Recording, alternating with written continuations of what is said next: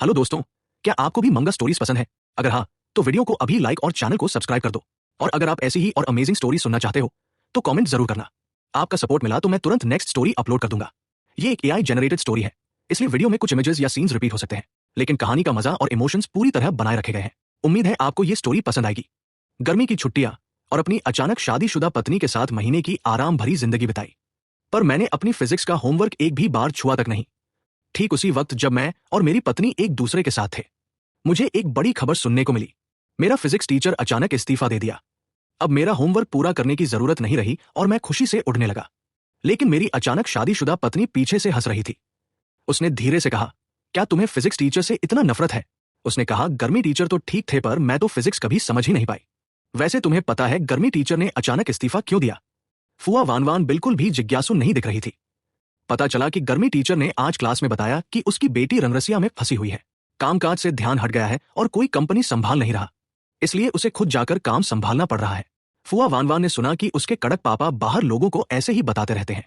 मैं अभी सोच रहा था कि क्या हुआ कि उसने आगे कहा, ऐसे में तुम्हें उनका धन्यवाद करना चाहिए कि उनकी वो बेटी ऐसी हालत में है जिससे मैं जल्दी अपनी मुश्किल जिंदगी से बाहर निकल पा रहा हूं। फवानवान ने मुझे याद दिलाया कि गर्मी टीचर बस तुम्हारी क्लास नहीं ले रहा है, मतलब यह नहीं कि तुम्हारे पास यह सब्जेक्ट ही नहीं होगा। मैंने सोचा, इतना बदकिस्मत हूं कि मुझे इतना सख्त टीचर मिला। अब देखो कहीं कोई खूबसूरत टीचर तो नहीं आएगी। फुआ वानवान को यह खूबसूरत शब्द सुनते ही बर्दाश्त नहीं हुआ। उसने तुरंत मुझे चेतावनी दे दी, तुम फिर क्या करने वाले हो? याद रखो तुम्हारी शादीशुदा होने की पहचान। मैं जल्दी से मान गया। मैं तो अपनी पत्नी की गोद से दूर नहीं हो सकता। आखिरकार रात को उसकी नाजुक कमर को छूना भी तो है। अगले दिन जब मैं उठा तो घर में सिर्फ मैं ही था। प्लेट पर फू वानवान का लिखा हुआ नोट था, मैं काम पर चली गई हूं, प्लीज अच्छे से नाश्ता खा लेना। चौथे साल की पहली सुबह बजे की क्लास फिजिक्स की थी। क्लास शुरू होने की घंटी बजी।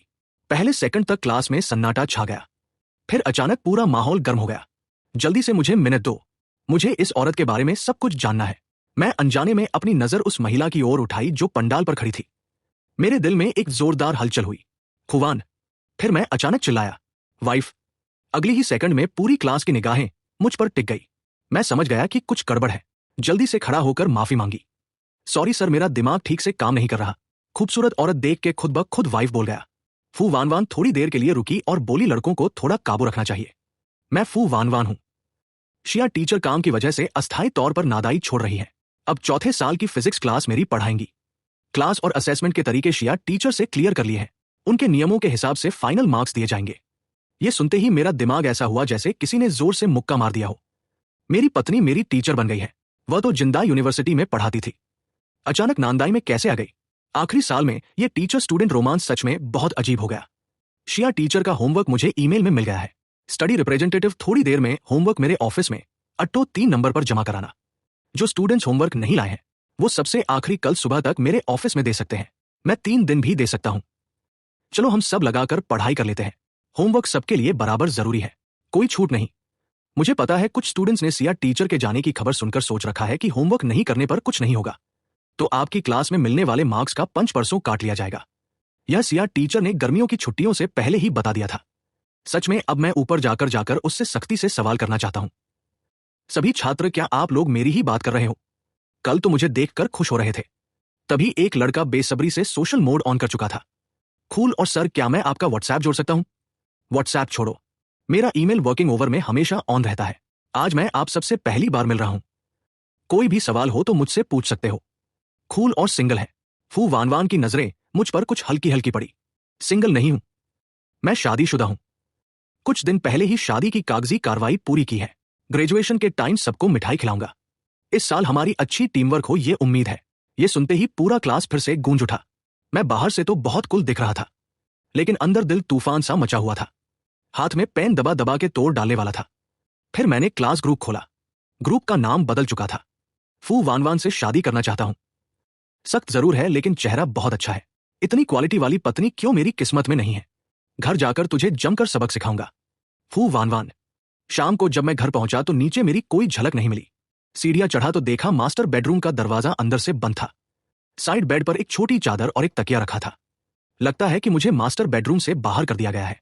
अन ने दरवाजा खोला। मैं मान लिया कि मैंने कुछ सुना ही नहीं। अन सच में बाहर नहीं आ रही। ऑफिस से लौटते वक्त एक नई बारबेक्यू वाली जगह खुली है। मैंने कुछ खरीदा है, तुम चखना चाहोगी?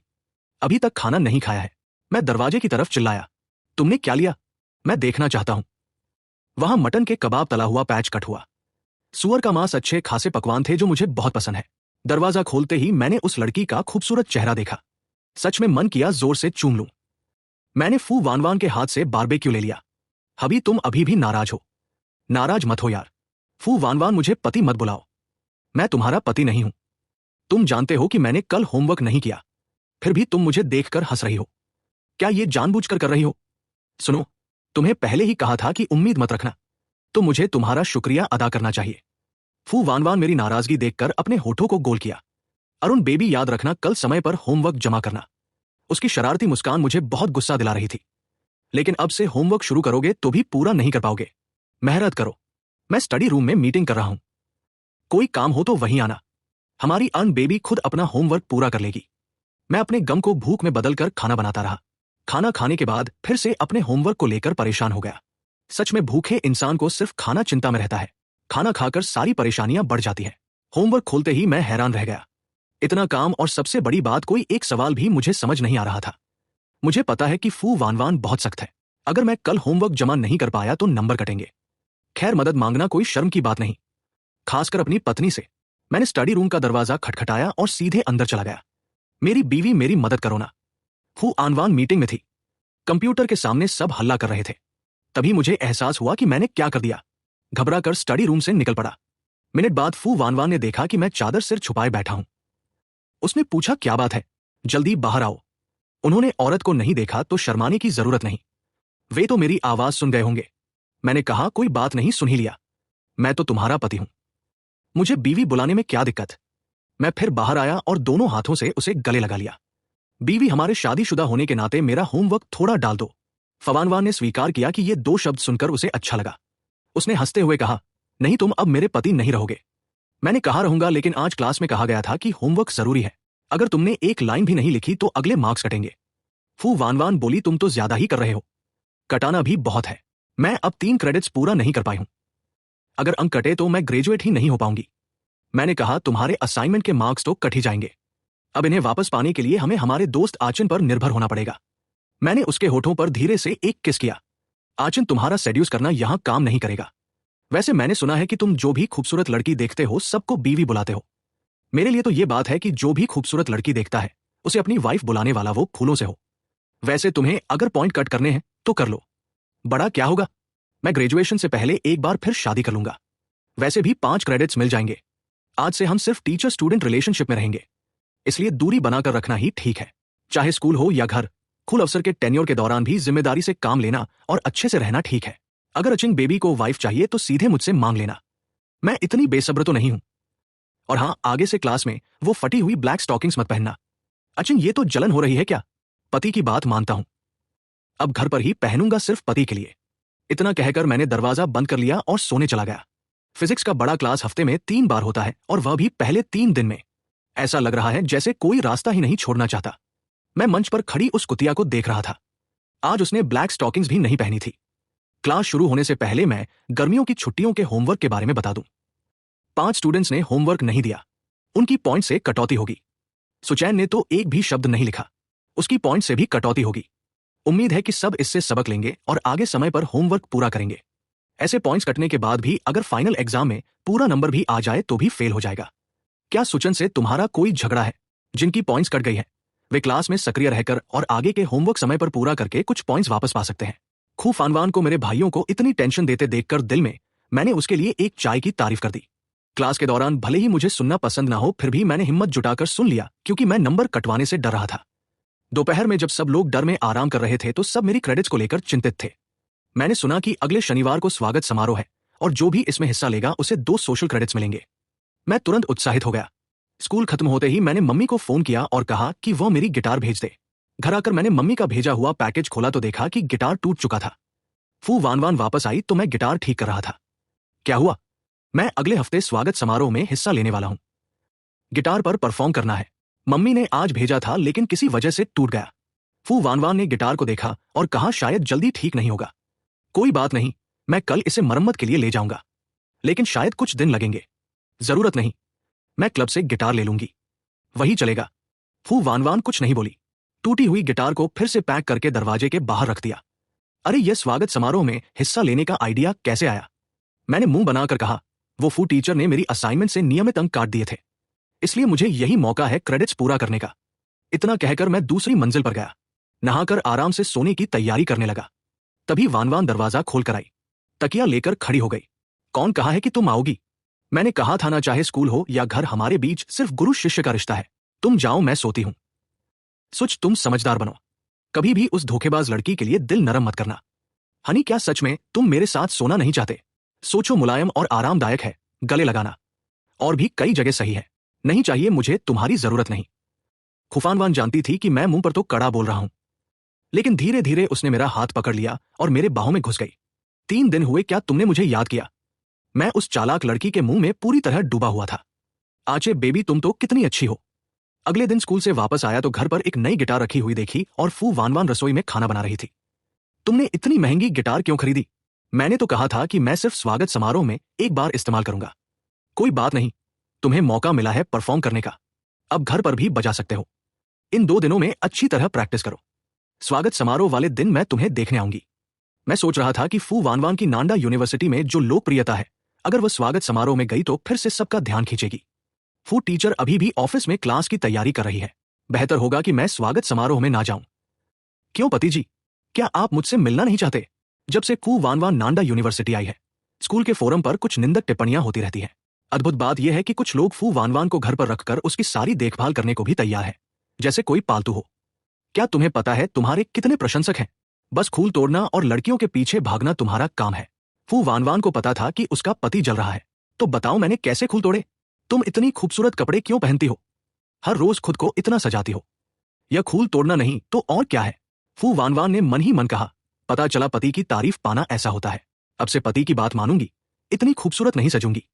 अगर आज सच में डरता है कि कोई मुझे छीन ले जाएगा तो मुझे एक अंगूठी खरीद कर दे दे, ताकि मैं हमेशा साथ रख सकूं और सबको पता चले कि मैं शादीशुदा हूं। मुझे अभी याद आया कि मेरी शादी को लगभग 3 महीने हो गए और मैंने अभी तक फू वानवान को कोई गिफ्ट नहीं दिया।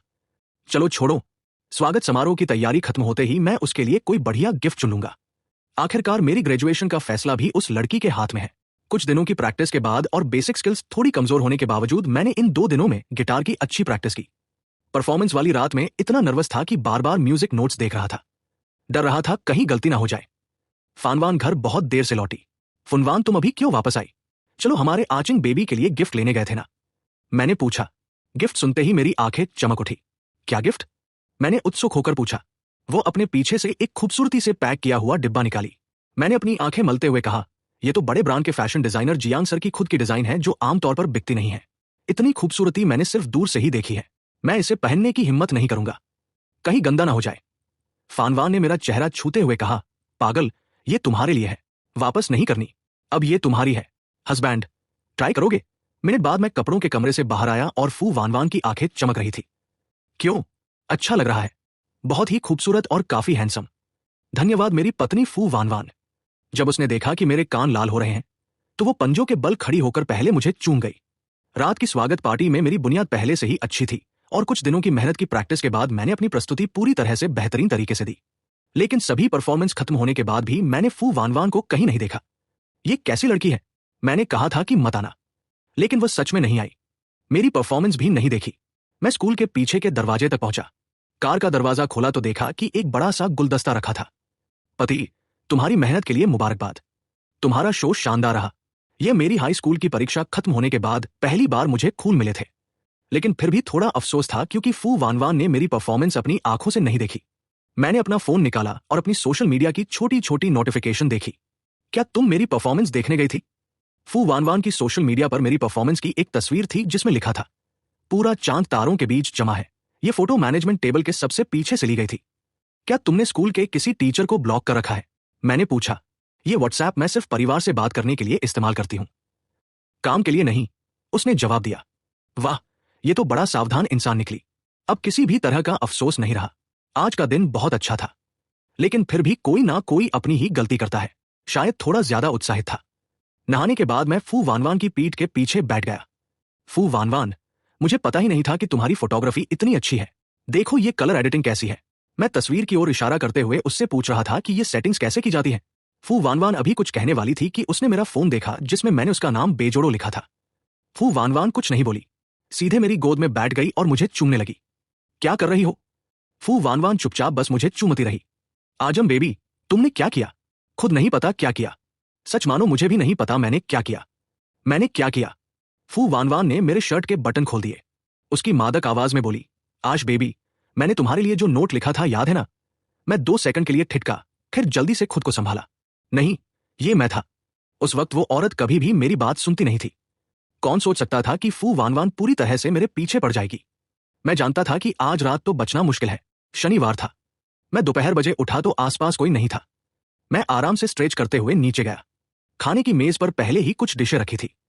मैंने जानबूझकर कुर्सी को जोर से खींचा ताकि आवाज हो। फू वानवान आखिरी डिश लेकर किचन से निकली और मेरे पास बैठ गई। क्या हुआ बेबी? मैं चुप था। मेरा दिमाग पूरी तरह से कल रात की यादों में खोया हुआ था। हनी, मेरी गलती थी। कल रात मेरी तरफ से गलत था। थोड़ी देर में तुम्हें गर्म पानी के स्नान पर ले चलती हूं। ठीक है। मुझे थोड़ा शक हुआ। दक्षिण शहर में गर्म पानी का स्नान है क्या? अच्छे से खाना खाओ, फिर ले चलती हूं। मैंने उस औरत को एक बार देखा, फिर चुप हो गया। जब मैं बाहर जाने लगा तो मुझे लगा फू वानवान का रंग थोड़ा खराब लग रहा है। फानवान, तुम्हें कहां तकलीफ है? तुम्हें बुखार तो नहीं है? ठंड लग गई? कोई बात नहीं, थोड़ी देर में ठीक हो जाऊंगी।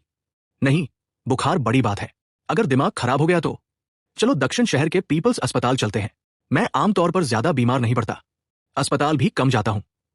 आउटडोर वार्ड के सामने खड़ा था। पता नहीं किस विभाग में दाखिला कराऊं।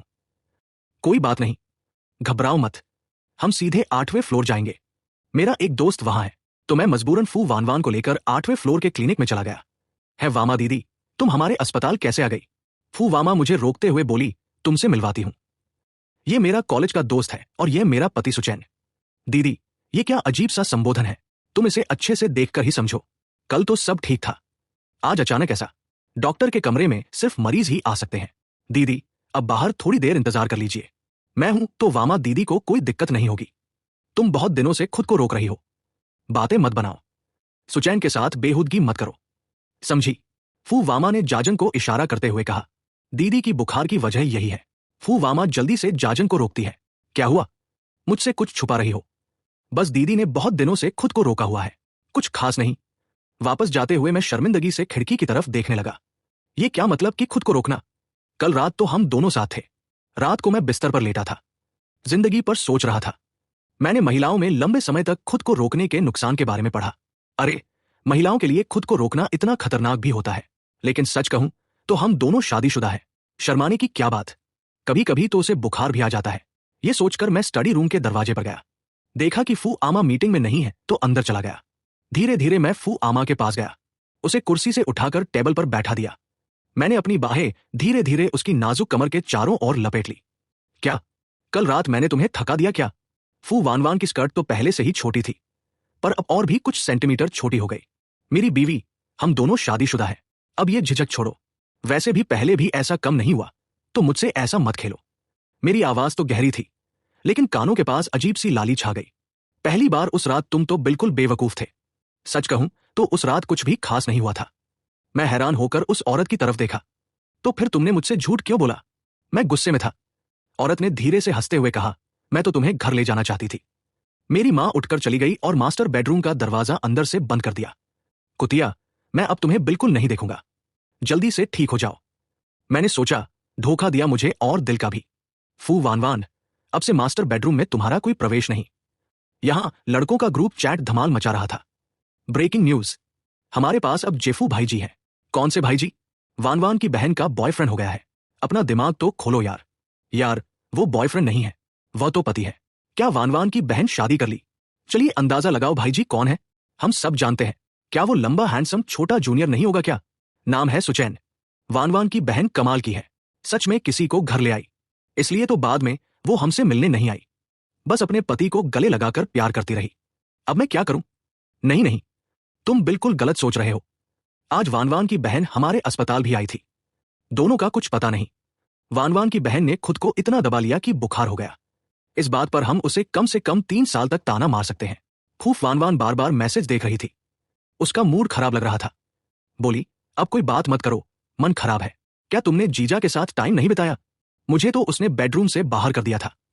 पता नहीं क्यों पर मुझे हंसी आ रही थी। और हाँ, वानवान दीदी के लिए कोई लड़का मुश्किल नहीं होता। जीजा तो बड़े जबरदस्त है। अगले दिन क्लास में मैं वानवान को ऐसे देख रहा था कि वो घबराने लगी। किसी ने पूछा, अच्छा तुम फू टीचर को ऐसे क्यों घूर रहे हो? क्या तुम्हें वो पसंद है? मैंने कहा, पसंद नहीं है, वैसे भी औरतों में कोई अच्छी नहीं होती। फिर किसी ने पूछा, तुम और फू टीचर के बीच कुछ निजी बात होती है क्या? मैंने कहा, ऐसा लगता है कि तुम्हारे निजी झगड़े बहुत गहरे हैं। अगर वो तुम्हारे नंबर काट दे तो भी तुम उससे पर्सनल झगड़ा करोगे। मैं सोच रहा था कि वानवान का क्या करना चाहिए। तभी पीछे से लड़कों की हंसी सुनाई दी। तुम बताओ, फू टीचर का शरीर तो कमाल का है। मैं सच में गुस्से में आकर चिल्लाना चाहता हूं। यह सेक्स का झमेला कोई बड़ी बात है क्या? मैं तो अपनी चाहते रोक ही नहीं पाता। मैं बड़ी शान से उस महिला को देख रहा था जो पेडस्टल पर खड़ी थी।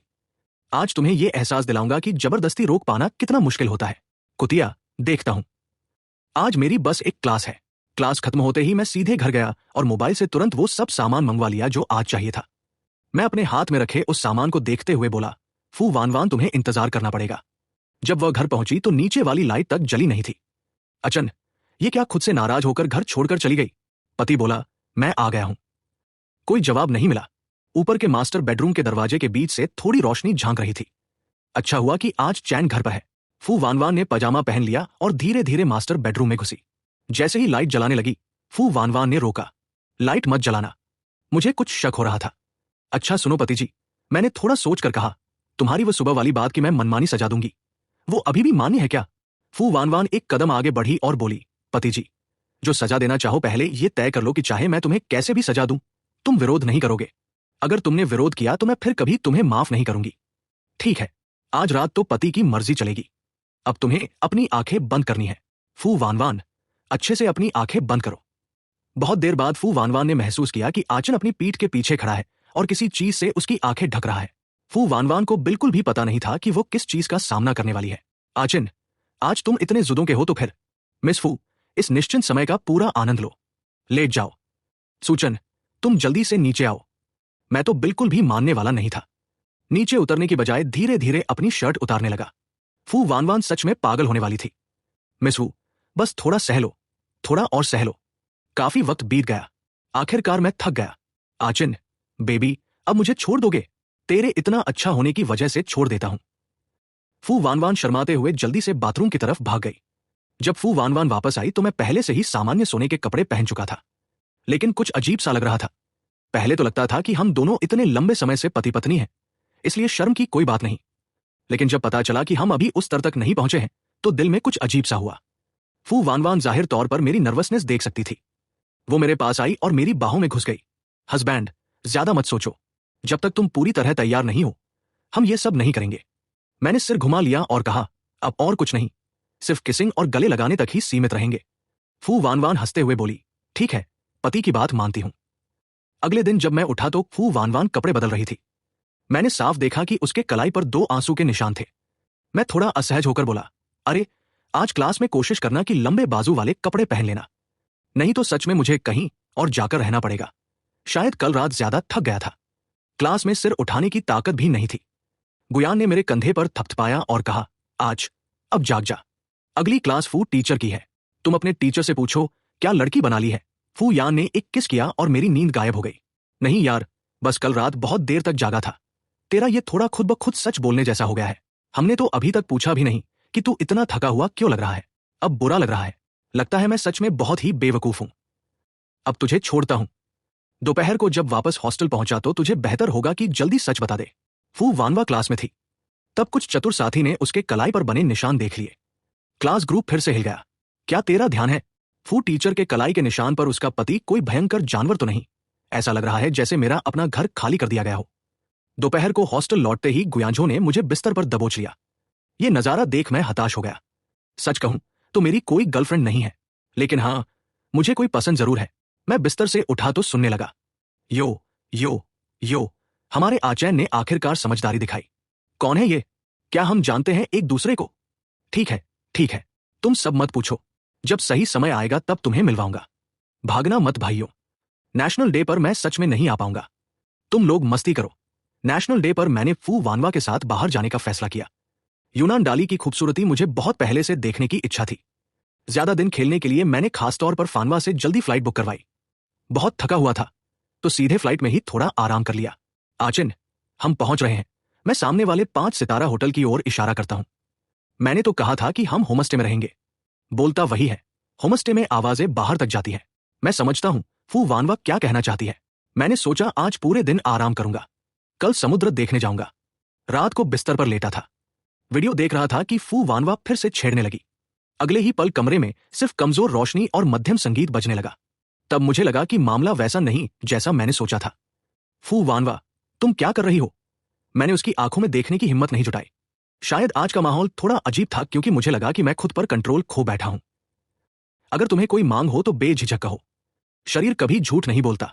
सच बताओ, क्या तुम्हें वाकई मेरी बात नहीं माननी? फिर पत्नी पास आई और देखा कि अचिन बेबी झूठ तो नहीं बोल रहा। अगली सुबह जब मैं उठा तो पाया कि फानवान अभी भी मेरी बाहों में गहरी नींद में था। मैं कल रात की बात सोचने लगा। ये कुतिया कैसे हो सकती है? मैं पलटकर उससे दूर होने की कोशिश करने लगा। उसने महसूस किया कि मैं दूर जाना चाहता हूं, लेकिन वो और करीब आ गई। यहां थोड़ा गंदा है, क्या ये बातें कही जा सकती हैं? कल रात मैंने पूछा, फानवान, क्या तुम जब आए थे तो सब कुछ पहले से सोच रखा था? बहुत सोचने के बाद भी तेरी ही वजह से है। फवानवान, आज मैं दरअसल समंदर देखने जाना चाहता था, लेकिन अब इतनी देर हो गई है। खिड़की खोलते ही सूरज की रोशनी में समंदर न सिर्फ चमक रहा था बल्कि बहुत ही खूबसूरत लग रहा था। फू वानवान ने एक टुकड़ा फल मेरे मुंह में डाल दिया और कहा, तुम्हें कल रात की अपनी परफॉर्मेंस से संतुष्टि है? मैंने कहा, तुम्हारा हिम्मत वाला चेहरा क्यों है? उसने कहा, तो क्या हुआ, हम शादीशुदा हैं इतने साल, अभी शर्म आती है? फू वानवान ने अपना मुंह बंद कर लिया और कहा, वरना सच में बात करना बंद कर दूंगी। इनाम के तौर पर फू वानवान ने खासतौर पर यूनान से एक अंगूठी भी खरीदी और मुझे दी। उसने कहा कि अब उसे अपने पति से और भी ज्यादा प्यार करना होगा। अगले कुछ दिनों तक फू वानवान रोज मुझे लेकर बाहर खाने पीने और मस्ती करने गई। सच कहूं, वो बहुत ख्याल रखने वाली है। बाहर जाने पर मुझे किसी चीज की चिंता नहीं करनी पड़ती। लेकिन मुझे थोड़ी हैरानी भी हुई कि यूनान आने वाली पहली रात के बाद से करीब करीब कोई और कदम नहीं बढ़ा।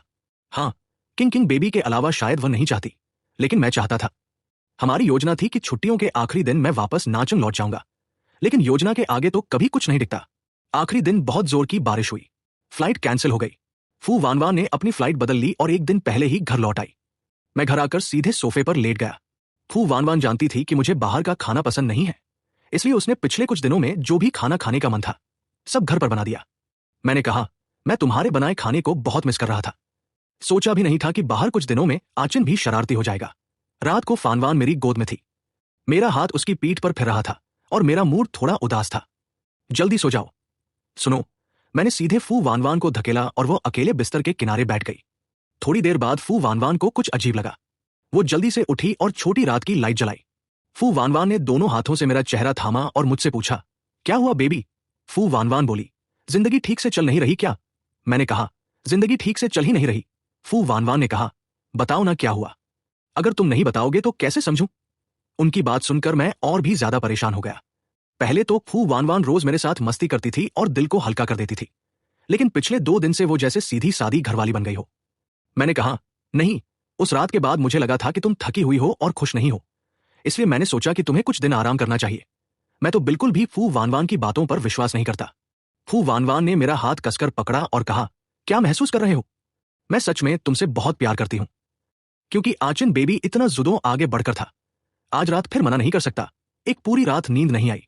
जब से फू वानवान के साथ मेरी जिंदगी में सब कुछ ठीक हो गया है, वो मुझ पर और भी ज्यादा निर्भर हो गई है। मैं कहता हूं, शादी के बाद औरतें सच में बहुत खतरनाक हो जाती हैं। आज दोपहर फू वानवान को ऑफिस में ओवरटाइम करना था। मैंने खाना खाकर उसका खाना पैक करके ऑफिस पहुंचा। जैसे ही मैं ऑफिस में घुसा, फू वानवान ने मुझे दीवार से लगाकर रोक लिया। नहीं, गर्दन पर मत चूमो। मुझे अचानक स्कूल के फोरम पर इतने सारे लोग मेरी बीवी पर नजर गड़ाए हुए हैं, ये सोचकर बहुत गुस्सा आ गया। सबकी आंखें कितनी अंधी हैं। उसने तो अंगूठी पहन रखी है, फिर भी सब बेइज्जती से उसके पास आते हैं। सोचते ही गुस्सा आता है। अगले ही पल मैंने दोनों हाथों से फू वानवान की पतली कमर को पकड़ लिया और उसकी लंबी गर्दन को नीचे झुकाकर सीधे चूमा। थोड़ी देर में उसके गर्दन पर 3 साफ साफ स्ट्रॉबेरी के निशान पड़ गए। फू वानवान, तुम्हारा पति है, खुद का ख्याल रखना। आजकल बाहर बहुत बुरे लोग हैं। ठीक है, पति की बात मानूंगी। अगले दिन भौतिकी की क्लास में मैं अभी भी नींद में था और हफ्ते में 3 भौतिकी की क्लासें हैं, जिनमें से 2 सुबह 8 बजे शुरू होती हैं। घंटी बजते ही मैं अभी सिर उठाने वाला था कि क्लास में हल्ला मच गया। जब मैंने देखा तो सच में मन हुआ कि इस दुनिया से भाग जाऊं। वो सफेद ड्रेस में आई थी। उसके गर्दन पर जो 3 स्ट्रॉबेरी के निशान थे वो और भी साफ दिख रहे थे। फिर भी कुछ लड़कों में हिम्मत है। कृपया सब लोग चुप रहो। कल पति को गुस्सा दिला दिया मैंने। ये सुनकर मेरा चेहरा काला हो गया। कौन आगे आकर यह सवाल का जवाब देना चाहता है? टीचर। मैं अपनी सीट से उठा और धीरे धीरे पोडियम की तरफ बढ़ा। मैंने ऊपर देखा तो श्रुति अनले वही सफेद शर्ट पहने था। सबकी आंखें तो बेवकूफ नहीं थी, इसलिए उन्होंने उसके गले पर पड़े ही की और वो सफेद शर्ट जरूर देख ली थी। मैं तो पहले ही काफी हैरान था। हमारे पापा तो अमर हैं, और ये तनले और फू वान वान यहां कपल आउटफिट्स में और हिकी के साथ घूम रहे थे। उसने बस हल्की सी मुस्कान दी और चुप रहा। क्या ये साफ नहीं था? क्या वो और फू वान वान कल रात साथ थे? फू वान वान एंडू में इतनी फेमस है कि दोपहर तक जब मैं कैंटीन गया तो ये कैंपस की सबसे बड़ी चर्चा बन चुकी थी। मैंने खाना लिया लेकिन बहुत भूख नहीं लगी। तभी मैंने देखा शूले कैंटीन में आ रहा था। उसने जानबूझकर अपनी कॉलर थोड़ा उठाया, शायद ये दिखाने के लिए कि सबको उसके गले का निशान दिख जाए। स्कूल के बाद जब मैं घर पहुंचा तो फू वान वान मेरे लिए ब्रेड श्रिम्प बना रही थी। मैंने कहा, मुझे इंस्टेंट नूडल्स चाहिए। उसने कहा, अरे भोले, वो चीज पौष्टिक नहीं है और वैसे भी तुम्हारा पेट बीते कुछ दिनों से ठीक नहीं है।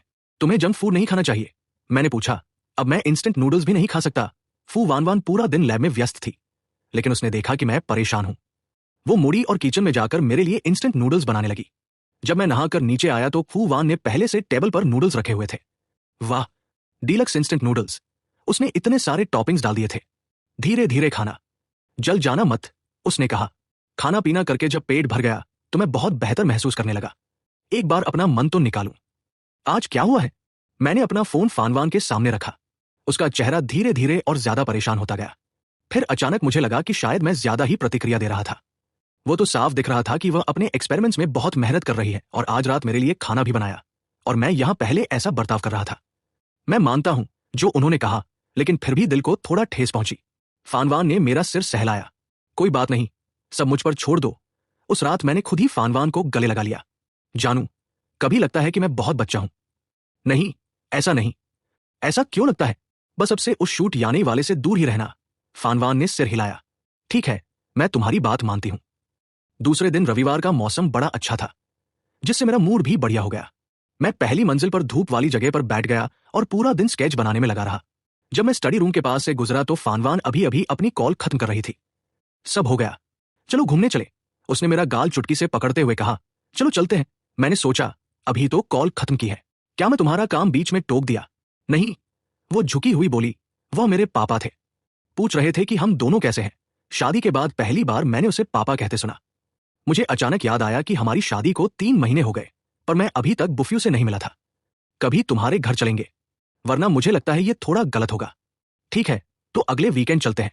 मैं तुम्हें अपने दोस्तों से भी मिलाऊंगी। ये तो बस आम सी बात थी, पर मुझे पहली बार असली शादीशुदा जिंदगी की जानकारी होने लगी। अचानक फानवान को कुछ याद आया। क्लास शुरू हो रही है, शूट यानले वाला मामला सुलझ गया है, तो चिंता मत करो। दरअसल मैंने दोपहर में स्कूल के फोरम पर उसे माफी मांगते देखा था, और उसने खासतौर पर फू वानवान के साथ अपनी रिलेशनशिप का जिक्र भी किया था। हॉस्टल के ग्रुप चैट में तो जैसे तहलका मच गया था। मैं सोच रहा था, फू टीचर ऐसे किसी शख्स में कैसे खस सकती है? वो लड़का तो बिल्कुल बेइज्जती करता है, जैसे दूसरी औरत बनने जैसा है। देखो ना, मेरी लड़की बिल्कुल वैसी नहीं है। वो वाले लोग भी बकबक कर रहे थे। अचिन, तुम इतने चुप क्यों हो? बाहर कोई कुत्ता है क्या? क्या मैं तुम्हारा कुत्ता हूं क्या? फू वानवान की आवाज पीछे से धीरे धीरे आई। मैं घुमा और फोन तकिए के नीचे छिपा लिया। तुम मेरी लड़कों के साथ की चैट कैसे चुपके से देखते हो? और क्या क्या देखा?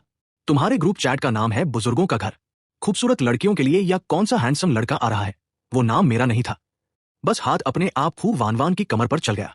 फिर वो सीधे आकर मुझे चूमा। मैं तो सोचने लगा, अरे नहीं। अचानक कमरा इतना फ्लर्टी माहौल से भर गया। पूरी रात मेरी एक भी नींद नहीं आई। जब सुबह उठा तो मेरी दाहिनी पलक लगातार फड़क रही थी। लगा कुछ होने वाला है। आज सुबह तो सो भी नहीं पाया, बस खुद ब खुद उठ गया।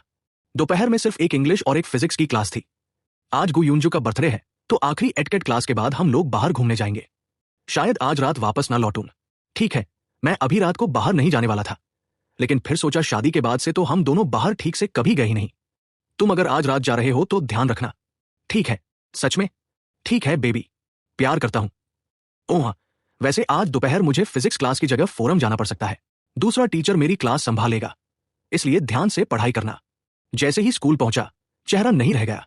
यारों, आज दोपहर टीचर फू को फोरम जाना है, तो कोई दूसरा टीचर फिजिक्स पढ़ाएगा। ठीक है, वैसे भी फू को पढ़ाना खास पसंद नहीं। जो सब्स्टिट्यूट आएगा उसका कोई नामता नहीं। शायद हाजिरी भी ना लिए। पक्का चल जाएगा क्या? तुम दोनों तो बड़ी हिम्मत वाले हो। अचिन, तुम्हें कैसे पता चला कि टीचर फू आज फोरम जा रहे हैं? अभी ब्लॉक से लौटते वक्त फू को दूसरे टीचर से बात करते सुना। मुझे कैसे पता चला, इससे फर्क नहीं पड़ता, बस इन्फॉर्मेशन सही है। लेकिन चैन बैंक का आईडी कार्ड अभी मेरे पास ही है। हमने तय किया था कि स्कूल के बाद वो आकर ले जाएगी। क्यों नहीं, तुम लोग पहले से रेस्टोरेंट और केक बुक कर लो, मैं क्लास के बाद मिल जाता हूं। कैसा रहेगा? अब तो सच में अपनी गर्लफ्रेंड को दोस्तों से ऊपर रख रहे हो। हाँ, अब बंद करो। अगर मैं हाजिरी नहीं लगाऊंगा तो तुम्हारी और कैसे मदद कर पाऊंगा? ठीक है, फिर इस क्लास के बाद निकलते हैं। जियांग लिम का स्कूल छोड़ते वक्त पीछे से देख लेना। वेंगुयान झू अभी भी थोड़ी टेंशन में है। तुम्हें लगता है ये सही फैसला है? बड़े भाई, आज तुम्हारा जन्मदिन है, सरप्राइज स्टार तो तुम हो। अब सबसे जरूरी बात है कि तुम्हारा जन्मदिन बढ़िया गुजरे। ये बोलकर हम केक की दुकान वाली क्लास में चले गए। जियांग निंगटाओ अभी भी चैन को मैसेज कर रहा था। कह रहा था, ठीक है, स्कूल के बाद सीधे गेट पर आकर प्रूफ ले लूंगा। मुझे तो बाद में दोस्तों के साथ सेलिब्रेशन करना है। क्लास शुरू हुई, सब चुपचाप हो गए। तभी एक जाना पहचाना आवाज आई। अरे यार, तुमने नहीं कहा था कि टीचर फू आज किसी फोरम में जाएंगे? टीचर फू क्लास नहीं छोड़ते ना, उनके रहते कोई हटके छोड़ देगा। खड़े होकर ऐसा लग रहा था जैसे कोई भूत दिख गया हो। वही केक की दुकान में कुछ लड़के उत्साहित होकर स्टाफ को ताजा बने केक निकालते हुए देख रहे थे। है, क्या हमारी क्लास का कोई लड़का अभी भी बाथरूम में है और वापस नहीं आया? फू वानवान ने तुरंत देखा कि उसका पति और उसके कुछ खास दोस्त वहां नहीं थे। उसे भी फोरम जाना था, लेकिन सोचा कि शाम भर मुझे नहीं देख पाएगी तो क्लास में आना सही है। मेरे लिए तो भाग्य की बात थी। मिला मौका पति से मिलकर मेकअप क्लास की बात कर लूं। बहुत इंतजार हो गया, चलो क्लास शुरू करते हैं। जो 3 छात्र नहीं आए हैं उन्हें बिना वजह गैरहाजिर माना जाएगा। उन्हें सजा मिलेगी या नहीं, ये बाद में उनके बर्ताव पर निर्भर करेगा। केक की दुकान में वापस। आचिन, तुम सच में डिजाइन में मास्टर हो। भाई, तुम्हारे कमेंट सुन सुन के तो मैं घबराने लगा। नहीं, जल्दी से जियांग निटाओ को मैसेज करना होगा। रेस्टोरेंट का पता भेजना है। मैंने फोन निकाला मैसेज करने के लिए, लेकिन ग्रुप चैट में ढेर सारे मैसेज दिखे।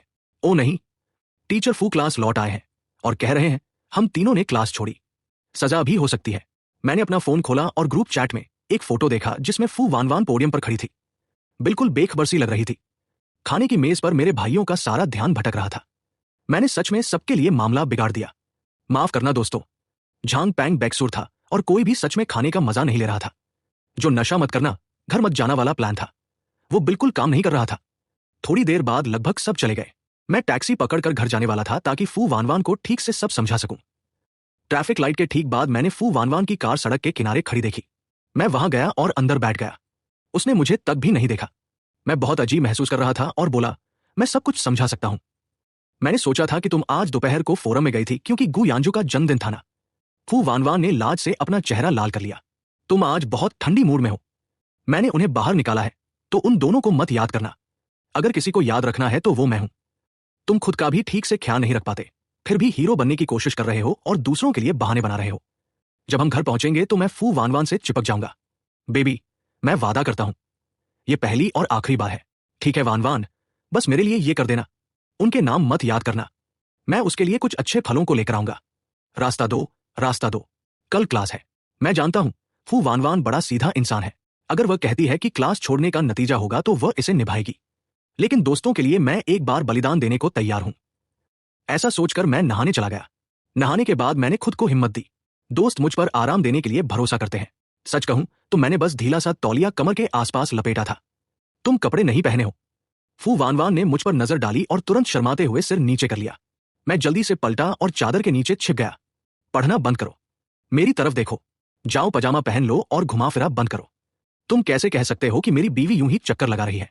जब फू वानवान चुप थी तो मैंने उसका हाथ पकड़ा और उसे चूमा। अचन, तुम बस जिद कर रहे हो। मेरी बीवी का मुझसे प्यार भरा रवैया देखकर मुझे हंसी आ गई। आज रात तुम बताओगे, तुम मुझे जैसे चाहो सजा दे सकते हो। फू वानवान शर्माते हुए स्पष्ट रूप से घबरा गई और नींद में बोली, कल सुबह ऑफिस में तुम तीनों मेरा इंतजार करना। अगली सुबह हम सब फू वानवान के ऑफिस के बाहर सलीके से खड़े थे। जैसे ही गु यांझो आया उसने झुककर गहरी माफी मांगी। टीचर को कल के लिए सच में माफी चाहता हूं। कल मेरा बर्थडे था। जन्मदिन मुबारक हो, फू वानवान ने कहा और ये 4 शब्द हम सबका बोल बनकर गए। चाहे मैं तुम्हें पढ़ा रहा हूं या कोई भी क्लास हो या किसी भी वजह से क्लास छोड़कर बाहर घूमना बिल्कुल मना है।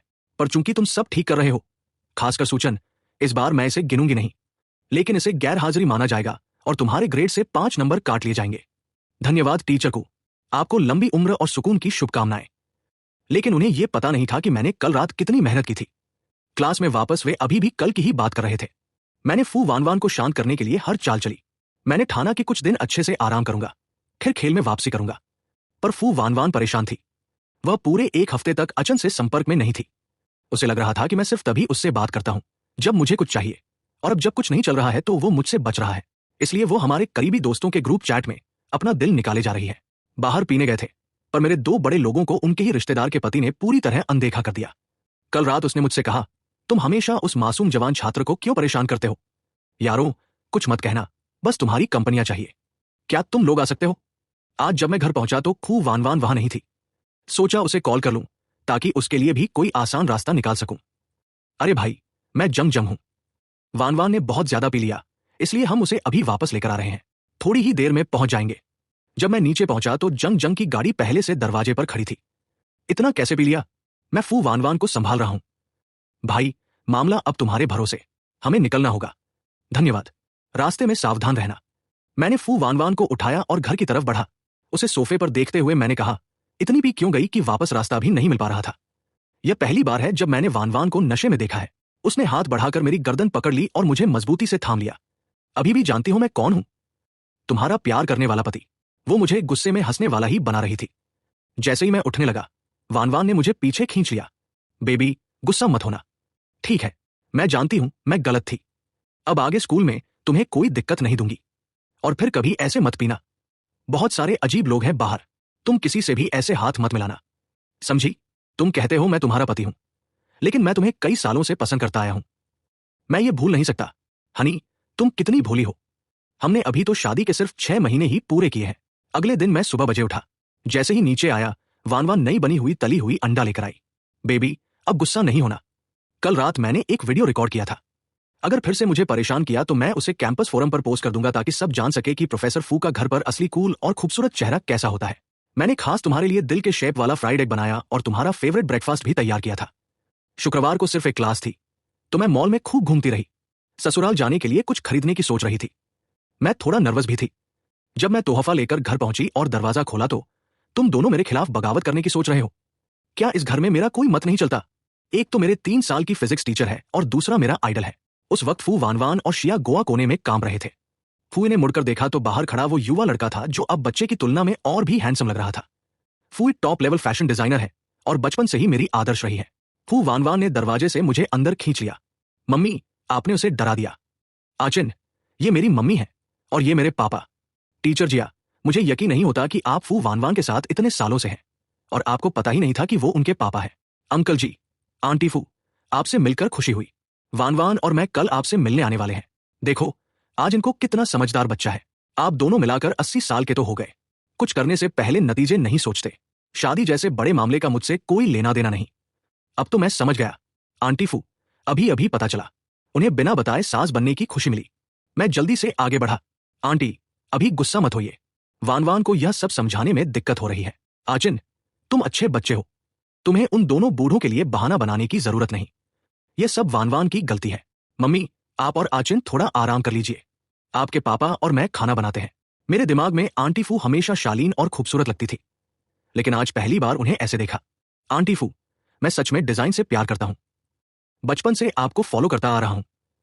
मैं बात बदलना चाहता था, पर उल्टे फंस गया। आचिन, तुम्हारी शादी वान वान ने सोच समझकर नहीं की। आंटी तुम्हारे लिए ये मामला सुलझा देंगी। वे दोनों मुझसे पूरी बात छुपाए हुए थे। तुमने कहा था कि ज्यादा आगे नहीं बढ़ोगे। शादी का कागज साइन होने के बाद बताया। वो बूढ़ा आदमी तो मुझसे भी छुपाता रहा। वान वान, कल आचिन को लेकर हमारे घर आना। अच्छा खाना खिलाएंगे। ठीक है। आप दोनों, पापा, रास्ते में ध्यान रखना। फू वान वान को ऐसा लग रहा था कि मेरी नजरें सीधे उसके दिल पर पड़ रही है। घबराते हुए वह अपनी उंगलियों से बाल संवारने लगी। मैंने उसे देखा और पूछा, वान वान, तुम्हारे पास मेरे सामने कुछ समझाने को नहीं है क्या? माफ करना जान, मुझे तुमसे छुपाना नहीं चाहिए था। उसने कहा। मैं कुछ भी बोले बिना मुंह मोड़कर अकेले अपनी स्केच बनाने में लग गया, लेकिन मेरा दिमाग कुछ भी सोचने में नहीं लग रहा था। अचानक मुझे भारी दबाव महसूस हुआ। मैं हमेशा सोचता था कि मेरे ससुराल वाले सामान्य यूनिवर्सिटी प्रोफेसर ही होंगे, पर अब पता चला कि एक वाशिया ग्रुप का बोर्ड मेंबर है और दूसरी दुनिया की टॉप डिजाइनर। उनका परिवार और प्रभाव मेरी तुलना में कई गुना ऊपर है। आचिन, बाहर आओ, फल खाओ। फू वान वान बोली। मैंने जब कोई जवाब नहीं दिया तो उसने दरवाजा धक्के से खोला और मुझे खाली निगाहों से मेज पर घूरते देखा। फू वान वान, मैं अभी बात नहीं करना चाहता। जान, मेरा इरादा तुमसे छुपाने का नहीं था। मुझे अभी समझ आया कि टीचर शिया ने जो कहा था, वो निराश बेटी वाली बात, वो तुम थी। तुम जानबूझकर मुझसे मजाक कर रही थी ना। फू वानवान ने जल्दी से फल वाली थाली हटा दी और मेरी बाहों में सिर रखकर चिपक गई। तो अब तुम्हें पता चल गया कि मैं तुम्हारे साथ नहीं रहना चाहता, ऐसा नहीं है ना? मैंने कब कहा कि मैं साथ नहीं रहना चाहता? लगता है फू वानवान इस रिश्ते में सच में डर महसूस कर रही है। जो लोग फू वानवान से झूठ बोलते हैं, उन्हें इसकी कीमत चुकानी पड़ती है। इस बार तुमने जो बुरा किया है, उसके चलते तुम्हें कुछ दिन अकेले सोना पड़ेगा। फू वानवान घबरा गई और अचानक उठ खड़ी हुई। मैंने उसे समझाने का मौका भी नहीं दिया, सीधा बेडरूम गया और दरवाजा बंद कर लिया। अगले दिन फू वानवान और मैं पहले की तरह खूब फैमिली के विला गए। मम्मी, पापा, ये आपके लिए एक तोहफा है, मैंने कहा। कल मैं इतनी नर्वस थी कि पता ही नहीं था इसे क्या बुलाऊं। फू वानवान ने कहा। शिया गोवा की मम्मी के सामने दोनों के चेहरे पर काले घेरे थे। पूछने का सवाल ही नहीं, उनकी बीवियों ने उन्हें बेडरूम से बाहर निकाल दिया था। शायद कम नींद मिली थी। आंटी फू मुस्कुराई और मुझसे कहने लगी, चलो, तोहफे की जरूरत नहीं थी, खाना तैयार है, तुम्हें भूख लगी होगी। आज आचन की मम्मी ने बताया था कि वानवान तुमसे बड़ी है, लेकिन कभी कभार वो बच्ची जैसी हो जाती है और मूडी हो जाती है। अगर वह ज्यादा बढ़ गई तो बस मुझे बता देना, मैं उसे सबक सिखा दूंगी। अगर वह भी काम नहीं आया तो मैं तुम्हारे लिए कोई बेहतर लड़की ढूंढ दूंगी। मैंने कमरे के दूसरी तरफ उतरी हुई फू वानवान को देखा। डिनर के बाद आंटी फू मुझे अपने एक खास कमरे में लेकर चली गई और मैं पूरी दोपहर वही रहा। फू वानवान कई बार दरवाजे के पास से छुपकर सुनने की कोशिश कर रही थी, लेकिन वहां साउंड प्रूफ था, तो उसे कुछ सुनाई नहीं दिया। तुम थोड़ा शांति से नहीं बैठ सकती? मैंने उसकी आवाज सुनी। बाय द वे, मैंने अपनी मम्मी को तुम्हारी जगह लेते देखा और सोचा, इससे क्या तुम्हें चिंता हुई? शाम बजे हम दोनों आखिरकार कमरे से बाहर आए। मैं हाथ में एक सूटकेस लिए था। फू वानवान करीब आकर देखना चाहती थी कि उसमें क्या है, लेकिन मैंने उसे टाल दिया। घर तक की सवारी लगभग 1 घंटे की थी। मैं पूरा समय अपने फोन को देखते हुए मूर्ख की तरह मुस्कुराता रहा। फू वानवान जानना चाहती थी कि मैं क्या देख रहा हूं। आचिन, मेरी मां ने तुमसे वाकई क्या कहा था? क्या तुम सच में किसी और बेहतर को ढूंढना चाहते हो? क्या तुम्हें जो युवान पता है? बिल्कुल नहीं। जो युवान आंटी फू की सबसे अच्छी दोस्त की बेटी है, उसकी हाइट मीटर है और वह डांस टीम में है। वो बिल्कुल मेरी टाइप नहीं है। क्यों नहीं? किसने कहा तुम्हें ये? मैं तो अभी बस उसे जान रहा हूं। मैंने कभी कहा ही नहीं कि मैं उसके साथ रहना चाहता हूं। सुचैन, तुम पहले से ही उसके बारे में सोच रहे हो। हमारी शादी अभी सिर्फ 6 महीने ही हुई है। तुम बोर हो गए। आंटी से सुना है कि जुवान मीटर लंबी है और डांसर है, तो उसका बॉडी शेप तो बढ़िया होगा ना। सुचैन, तुम्हें उसे जुवान नहीं कहना चाहिए। मैंने ऊपर चढ़ते हुए मुड़कर कहा, टीचर कू, तुम्हें सच में अपनी पढ़ाई पर ध्यान देना चाहिए। मुझे अपना बेडरूम अकेले चाहिए। वो मुझे टीचर खू कहती है, लेकिन किसी और को दीदी बुलाती है। ये मुझे पागल कर देता है। क्लास में फू वानवान की आवाज बहुत धीमी और उदास थी और उसका चेहरा वैसे स्वस्थ और चमकदार नहीं लग रहा था। साफ दिख रहा था कि वो पिछले कुछ दिनों से बीमार थी। शायद वह सही से ठीक नहीं रही। फू वानवान पूरा दिन ठीक नहीं थी। बार बार फोन देख रही थी, लेकिन उसके पति का कोई मैसेज नहीं आया। क्या वो सच में मुझसे उग गया है? बिल्कुल नहीं। आज दोपहर घर लौटते हुए मैंने कुछ खांसी की दवा खरीदी और फू वानवान को दी। ये दवा ले लो, इसे और खराब मत होने देना। डार्लिंग, प्लीज मुझे छोड़कर मत जाना। मैं स्कूल में तुम्हें अब और ज्यादा परेशान नहीं करूंगी। मैं तुमसे कोई राज भी नहीं छुपाऊंगी। मैं तुम्हें छोड़ने वाला नहीं हूं। अभी दवा ले लो। मैं तुम्हारे लिए कुछ नूडल्स बनाता हूं। खाओ और आराम करो, तुम्हें जल्दी अच्छा लगेगा। मैं उठ बैठा और एक साधारण कटोरी नूडल्स बना दी। पूरा घर बढ़िया महक रहा था। फू वानवान उस नूडल्स की कटोरी को देख रही थी, जैसे उसकी आंखें नम हो गई हों। डार्लिंग, क्या तुम सच में मुझे माफ कर देते हो, या सिर्फ मुझ पर इसलिए तरस खा रहे हो क्योंकि मैं बीमार हूं? मैंने सच में तुम्हें माफ कर दिया, तो अब तुम मुझसे झूठ नहीं बोल सकते। वानवान ने जल्दी से एक कटोरी नूडल्स खा ली और फिर अपने पति के पास जाकर सो गई। वानवान एक छोटी बिल्ली की तरह मेरे पास चिपकी हुई थी। पति जी, मैं इन कुछ दिनों में अकेले अच्छे से नहीं सो पाई। डर लग रहा था कि शायद तुम सच में मुझे अब चाहो ही नहीं। वानवान, तुम इतना शक क्यों करती हो? उस दिन मैं बस फूलों के बाजार में अकेले रहना चाहती थी। चुपचाप तुमने मुझसे पूछा कि क्या मैं ब्रेकअप करना चाहती हूं। क्या हमारा रिश्ता सच में इतना कमजोर है? वानवान, मैं तुमसे सच में प्यार करता हूं। मुझे तुम बहुत पसंद हो। कृपया ज्यादा मत सोचना, ठीक है? अगले दिन जब वानवान घर आई तो उसने देखा कि मैंने घर के लिए एक सेफ ले आया हूं। कैसा है ये? मैंने पूछा। मॉम ने मुझे कल दिया था। उसने कहा, मेरे सारे गिफ्ट्स इसी में बंद हैं। मॉम ने कहा, ये जेड का लॉकेट पारिवारिक धरोहर है और ये सारी प्रॉपर्टीज और मॉम का आर्ट स्टूडियो सब मेरे नाम कर दिए गए हैं। पहले तो मैं नहीं लेना चाहती थी, लेकिन मॉम ने जोर दिया। खैर, फू परिवार की सारी कीमती चीजें तुम्हारे और मॉम के पास है। डैड और मेरे पास बस हमारी सैलरी कार्ड्स हैं और कुछ नहीं। उस रात वानवान की गर्लफ्रेंड्स ने बार में मिलने का प्लान बनाया था। वानवान काफी शांत थी। मैं थोड़ी नर्वस थी जाने से पहले। फिक्र मत करो, वो सब बहुत आराम से घुल मिल जाती हैं। जब हम प्राइवेट रूम में पहुंचे तो वहां सिर्फ जियाजिया और नानसी थी। वाह, तो ये है जेथ, नानसी ने कहा। मैं नानसे हूं। जियाजिया, मुझे याद है तुमने मुझे पिछली बार देखा था। मैं शायद उन्हें पहचान ही नहीं पाई। मेरे दिमाग में डॉक्टर जिया की तस्वीर थी, सफेद कोट में, अस्पताल में, बहुत सीरियस, और अब वो मेरे सामने गुलाबी फैन ग्रुप ड्रेस में खड़ा था। मैं अपने जेठ से मिलने आया था, इसलिए देर नहीं होना चाहता था। अरे साले भाई, मैं जंगेरो हूं। मैं भी गुचंग मिडिल स्कूल से हूं। सामने खड़ी जियांग जुएरों को देखकर अजीब सा लग रहा है। मुझे पता था तुम गुचंग मिडिल स्कूल से हो। वो ना, जब हाई स्कूल डिवीजन ही था तो स्कूल की सबसे सुंदर लड़की तो वही थी, है ना? साले भाई, तुम गलत हो। स्कूल की सबसे खूबसूरत तो हमारी वानवान थी। वानवान को नहीं जानते? वैसे तो वो तब सिर्फ पढ़ाई में अजीब नहीं थी। सब हंस पड़े ये सुनकर। मैं घबराकर वानवान की तरफ देखा। वानवान भी गुचिंग मिडिल स्कूल से है और यह फिर से गुस्सा हो रही है। जियांग जुएरो जानबूझकर ऐसा कर रही है। मैं वानवान को अच्छी तरह जानती हूं। वह इस बात से नाराज नहीं कि तुम उसी स्कूल की किसी को नहीं जानते, बल्कि इस बात से जल रही है कि तुम दूसरों को याद रखते हो, लेकिन उसे नहीं। ये जलन वाली लड़की सच में कुछ कर नहीं सकती। आखिर में वेटर आया किसी का सिग्नेचर कराने। जियांग जुएरो दरवाजे के पास बैठी थी। मैंने उसकी सिग्नेचर देखी। वाह, कितना बदसूरत है। लोग सच में बदल जाते हैं।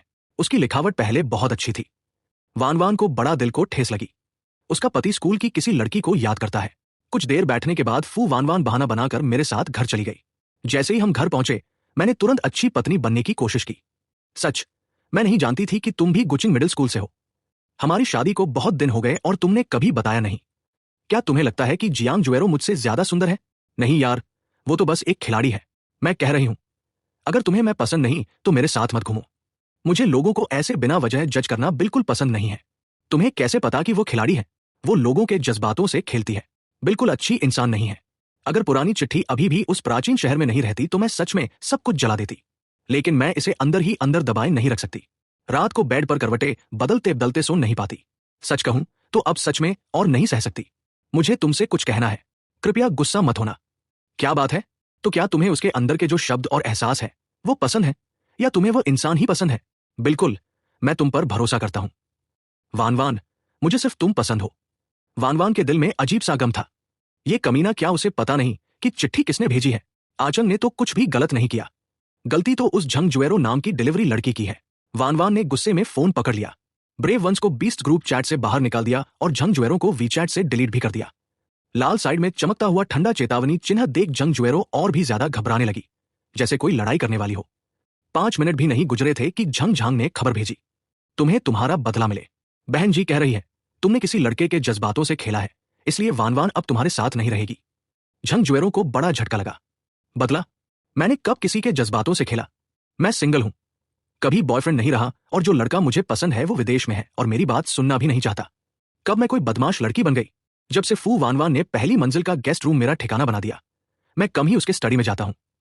आज फू वानवान को स्कूल में ओवरटाइम करना पड़ा तो मैं पूरी सुबह बोर ही होता रहा। दोपहर के करीब उसने फोन किया और मुझसे कहा कि थोड़ी देर के लिए स्टडी से कुछ डॉक्यूमेंट्स भेज दूं। कहीं और जाने को कुछ नहीं था तो वहीं बैठा पढ़ने लगा। जब जाने लगा तो गलती से डेस्क के पास रखे कैबिनेट के दरवाजे को ठोकर मार दी और एक पुराना लोहे का बॉक्स गिर पड़ा। मुझे पता था कि स्टडी की चीजें फू वानवान के लिए कितनी कीमती है, तो जल्दी से उसे उठाकर वापस रखने लगा।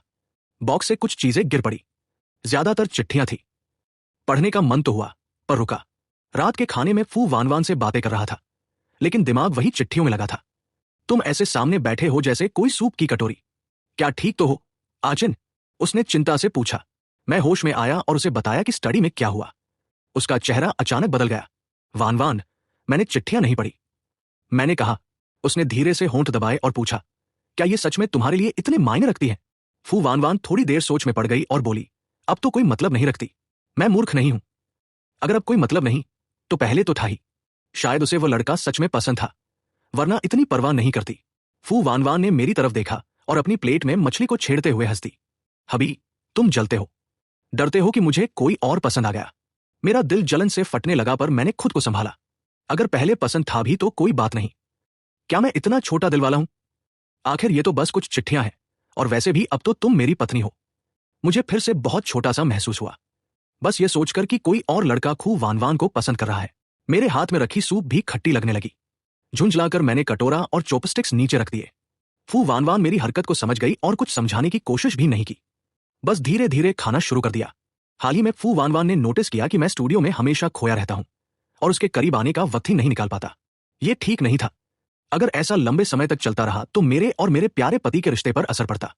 फू वानवान अंगूर लिए स्टूडियो में आई और मेरी बाहों में आराम से सिर टिकाया। अरे बेबी, इतने उदास क्यों हो?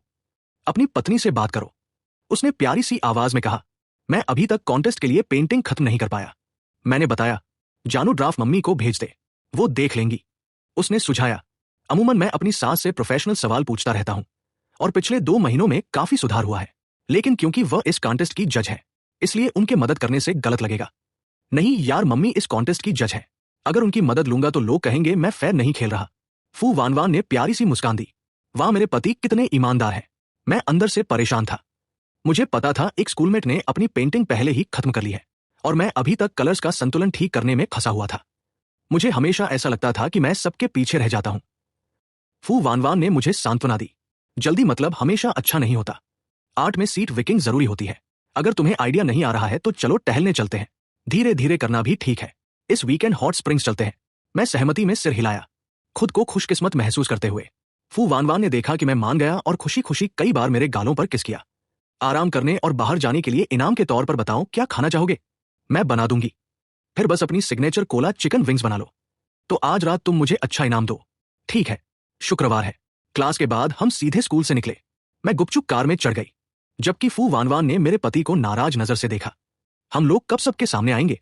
उसने पूछा। जब मैं ग्रेजुएट हो जाऊंगी तब हम सबके सामने आएंगे, मैंने वादा किया।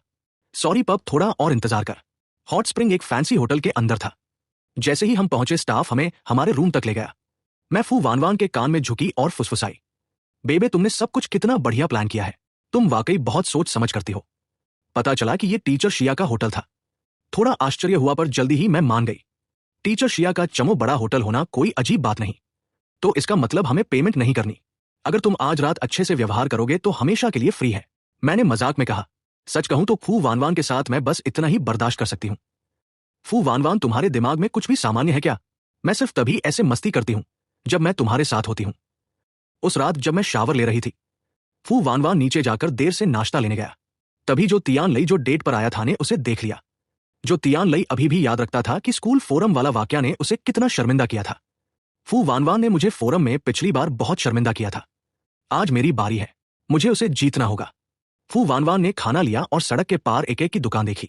थोड़ा देर हो गया था इसलिए उसे इंतजार करना पड़ा। पेमेंट करने के बाद उसका फोन बंद हो गया। कुछ देर बाद फू वानवान केक लेकर जल्दी से होटल वापस आया। जैसे ही वो लिफ्ट से बाहर निकला, बाहर कुछ शोर शराबा सुनाई दिया। वो दौड़ देखा, मैं दरवाजे पर खड़ी थी। बाल भीगे हुए और माथे पर एक बड़ा लाल निशान था। बिना सोचे समझे फू वानवान ने सुरक्षा गार्ड को पीछे छोड़ते हुए एक जमीन पर फेंक दिया। क्या हुआ बेबी? जब वानवान ने खू वानवान को वापस आता देखा तो उसने जल्दी से उसका बाह पकड़ लिया।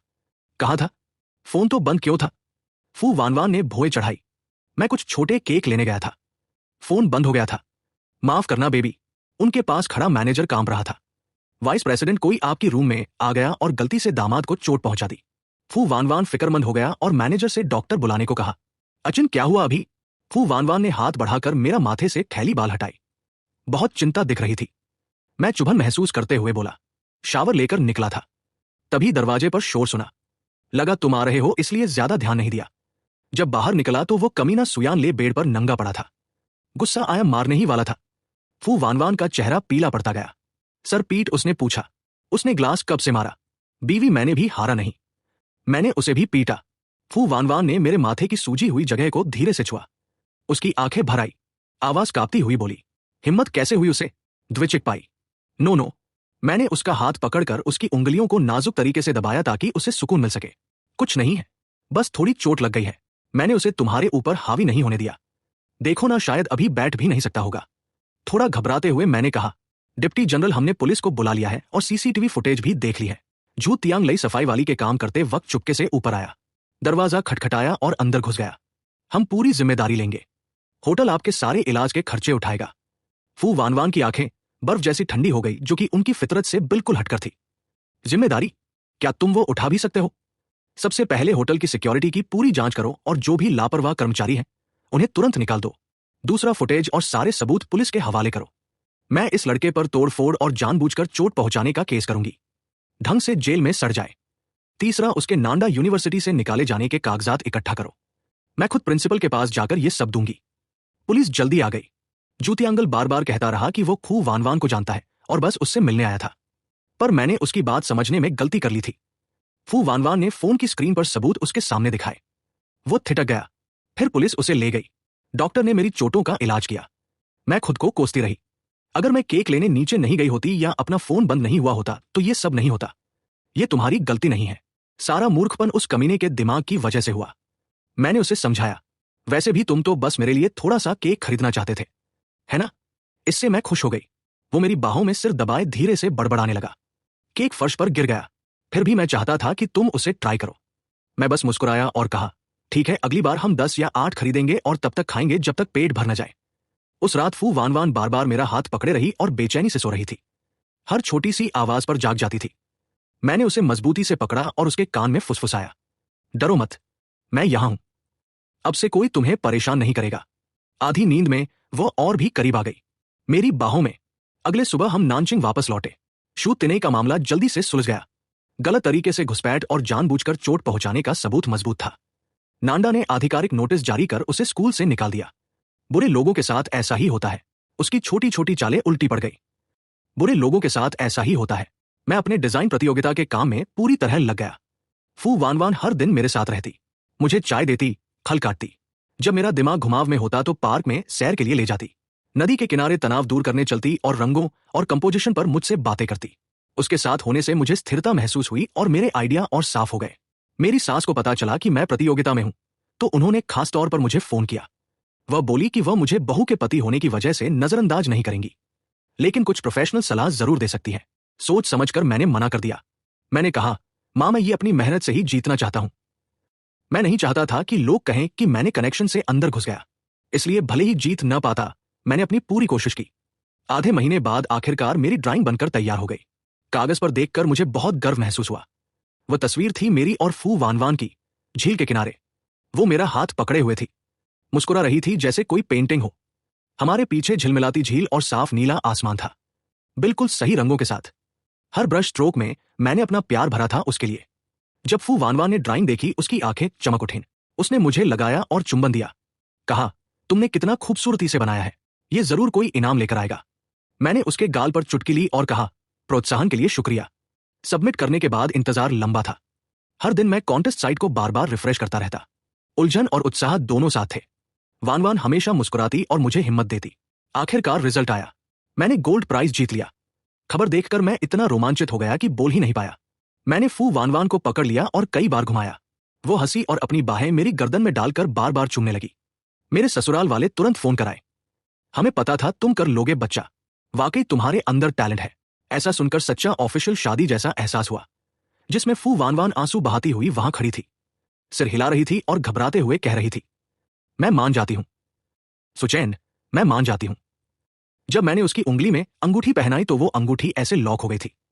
इस जिंदगी में भागने का कोई रास्ता नहीं था। मैं भी कभी भागने वाला नहीं हूं। आगे के दिनों में हम शादी की तैयारियों में जुट गए। आंटी हमसे ज्यादा भाग दौड़ कर रही थी, बहुत उत्साहित। मेरी सासू मां ने शादी का वेडिंग ड्रेस और सूट खुद डिजाइन किया। शादी का गाउन सफेद था, जिस पर नाजुक मोतियों और लेस की कढ़ाई थी, जिससे फू वानवान परी जैसी लग रही थी। सूट काला था, खास तौर पर मुझ पर फिट किया गया। ससुर ने जगह और मेहमानों की लिस्ट का पूरा ध्यान रखा। सब कुछ बढ़िया तरीके से सेट करवा लिया। मेरे दोस्त भी बढ़ चढ़कर मदद कर रहे थे। गुयाज बेस्टमैन के कप्तान बन गए। वहीं झांग पेंग और जियांग निताओ दुल्हन के कमरे की सजावट और शादी की मिठाइयां खरीदने में लगे हुए थे। शादी ग्रेजुएशन वाले दिन रखी गई थी। साउथ सिटी यूनिवर्सिटी का कैंपस ग्रेजुएशन की खुशी से गूंज रहा था और हमारी शादी भी वहीं हो रही थी, जहां फू वानवान से मेरी मुलाकात हुई थी, जहां हमारी कहानी शुरू हुई थी। शादी के दिन सूरज ठीक ठाक था, हवा हल्की हल्की चल रही थी। फू वानवान मेरे पास आई।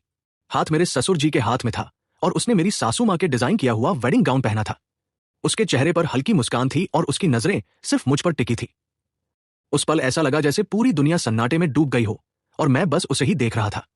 मेरे ससुर ने उसका हाथ मेरे हाथ में दिया, मेरे कंधे पर थपकी दी और गंभीर सुर में कहा, बेटे, मैं तुझ पर वानवान की जिम्मेदारी छोड़ रहा हूं। अगर तू उसे कभी तकलीफ पहुंचाएगा तो तुझे बख्शूंगा नहीं। गुयाज, जो बेस्ट मैन था, खड़ा हुआ और हमारे बीते पलों की बातें करने लगा। कैसे मैंने क्लास में उसे अपनी पत्नी कहा था, फिर ताऊ के का पकड़ में आना और फिर पूरा शू तिन वाला मामला। जिस पर सब जोर जोर से हंस पड़े। फू वान वान मुझसे सटक गई। उसकी आंखों में एक गर्माहट सी मुस्कान थी। जब हमने अंगूठियां बदली तो फू वान वान ने मेरी उंगली में एक मैचिंग अंगूठी पहनाई और नरमी से बोली, सुचैन, जीवन भर का साथ निभाना, मेरी सुनना। मैंने उसका हाथ मजबूती से पकड़ते हुए उसके माथे पर प्यार से चुंबन दिया और कहा, फू वान वान, चलो बाकी जिंदगी साथ बिताते हैं। शादी के बाद फू वान वान और मैं नंदा के कैंपस में साथ साथ चले, अभी भी शादी की पोशाक और सूट पहने हुए। सब कुछ वैसा ही लग रहा था, लेकिन अब मेरे साथ वाला इंसान वही था जिससे मैं अपनी पूरी जिंदगी गुजारना चाहता था। कुछ क्लासमेट्स ने हमें देखा और खुशी से चिल्लाए, शादी की बहुत बहुत बधाई। फू वान वान मुस्कुराई और अपना हाथ मेरे हाथ में डालते हुए अपना सिर मेरे कंधे पर रख दिया। धूप हम पर गर्माहट और खूबसूरती के साथ बरस रही थी। मैं नीचे उसकी ओर देखा और धीरे से कहा, वान वान, पता है जब पहली बार सुना था कि टीचर्स यहां छोड़ रहे हैं तो मैं सच में खुश था। सोचा था अब वो सारे फिजिक्स के मेकअप असाइनमेंट से छुटकारा मिल जाएगा। पर फिर अचानक मेरी फ्लैश मैरिड वाली बीवी मेरी फिजिक्स टीचर बन गई। उसी वक्त लगा ये दुनिया की सबसे पागल बात मेरे साथ हो रही हो। तो अब तुम्हें क्या लगता है, पागल है? मैंने उसके गाल को चुटकी ली, फिर झुककर उसके होठों को कोमलता से चूमा और गंभीर होकर बोला, बिल्कुल भी पागल नहीं। यह मेरी अब तक की सबसे बड़ी खुशकिस्मती है। सारी उलझनों के बाद भी पता चला हमारा नसीब शुरू से ही लिखा हुआ था। हमेशा तुम ही। हमारी अचानक शादी के चौंकाने वाले पल से लेकर बिना बोले हंसी और आंसू तक और अब गहरी सच्ची मोहब्बत तक। मेरी कहानी फू वान वान के साथ एक दुर्घटना से शुरू हुई और सच्चे प्यार पर खत्म हुई। हमारी पूरी जिंदगी जैसे जैसे मौसम बदलेंगे और पेड़ सूखेंगे, मैं उसका हाथ पकड़े रखूंगा और कभी नहीं छोड़ूंगा। और वह सारी छोटी छोटी लड़ाइयां और बेवकूफी भरे हंसाने वाले पल हमारी सबसे अनमोल यादें बन जाएंगी, जो दिल के सबसे अंदरूनी कोने में छुपी रहेंगी और हमें हमेशा गर्माहट देंगी।